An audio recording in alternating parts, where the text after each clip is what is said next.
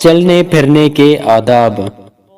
دولت، اقتدار، حسن، علم و فن میں امتیازی شان، طاقت کا گمان اور ایسی ہی دوسری چیزیں جو انسان میں تکبر پیدا کرنے کا ذریعہ بنتی ہیں، وہ لازماً ایک خاص طرز کی چال میں ڈھل کر ظاہر ہوتی ہیں، جسے دیکھ کر نہ صرف یہ معلوم ہو جاتا ہے کہ آدمی کسی گھمنڈ میں مبتلا ہے، بلکہ چال کی شان یہ تک بتا دیتی ہے کہ اسے کس چیز کا گھمنڈ ہے۔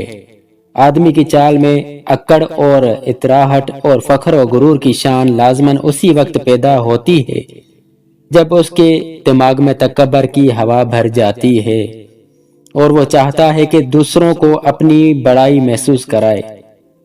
قرآن کریم نے اس گری ہوئی اخلاقی کمزوری کی اصلاح ان الفاظ میں فرمائی: وَلَا تَمْشِي فِي الْأَرْضِ مَرْحًا، زمین پر اکڑ کر نہ چلو۔ مقصود اس سے ہر طرح کے فخر و غرور اور تبختر و تکبر کی روک تھام ہے کہ مسلمان جباروں اور متکبروں کی روش سے بچیں اور بجائے فخر و غرور اور تمکنت کے جو جاہلیت اور جاہل قوموں کا شعار ہے، اپنے مزاج میں نرمی اور تواضع پیدا کریں، اور یہاں تک کہ چال ڈھال اور رفتار میں تواضع و انکسار کا اثر ظاہر ہونے لگے۔ یہ ہدایت بھی انفرادی طرز عمل اور قوی رویے دونوں پر یکساں حاوی ہے۔ اس سلسلے میں چند آداب یہ ہیں جو اسلام نے ہمیں بخشے۔ آدمی کو راستے میں متانت، سنجیدگی اور خاکساری و انکساری کے ساتھ قدم اٹھانا چاہیے۔ اس کا لحاظ رکھنا چاہیے کہ قدم ظاہری اور معنوی اعتبار سے کہاں پڑ رہا ہے۔ عورتیں مردوں کے سامنے یا مرد عورتوں کے سامنے آ جائیں تو درمیان سے نہ گزریں، دائیں یا بائیں کا راستہ لیں۔ عورت کو بجنے والے زیور مثلاً پازیب، جھانجھن پہن کر چلنے میں زمین پر زور زور سے پاؤں نہیں رکھنا چاہیے، کیونکہ اس کی آواز سے سننے والوں کے خیالات میں انتشار پیدا ہوتا ہے۔ عورتیں خوشبو لگا کر اور دوسروں کے حواس کو مشتعل کرنے والی چیزیں استعمال کر کے ہرگز گھروں سے نہ نکلیں۔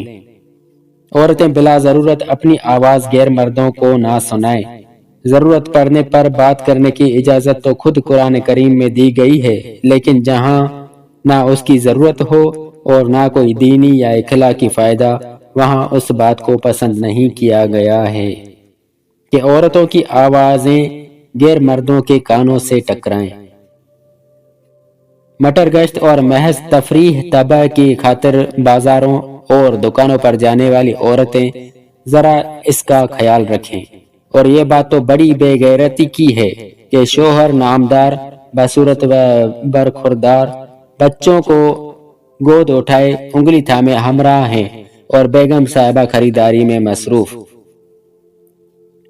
شریف عورت جو باضرورت گھر سے باہر نکلے تو کسی بڑی چادر یا برقع سے اپنا سارا بدن سر سے پاؤں تک چھپا لے، جس سے اس کی اصل پوشاک اور زیب و زینت کی ساری چیزیں چھپ جائیں اور چادر یا نقاب کا کچھ حصہ منہ پر بھی آ جائے۔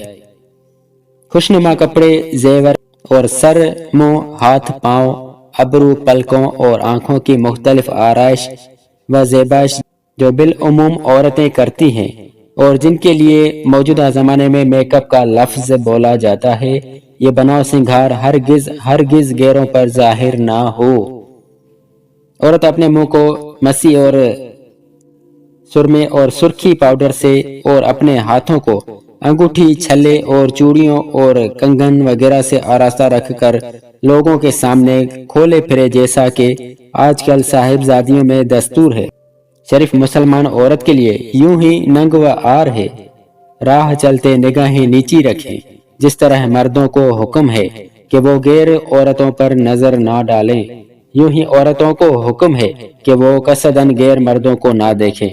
نگاہ پڑ جائے تو فوراً ہٹا لیں، اگرچہ وہ مرد نابینا ہو۔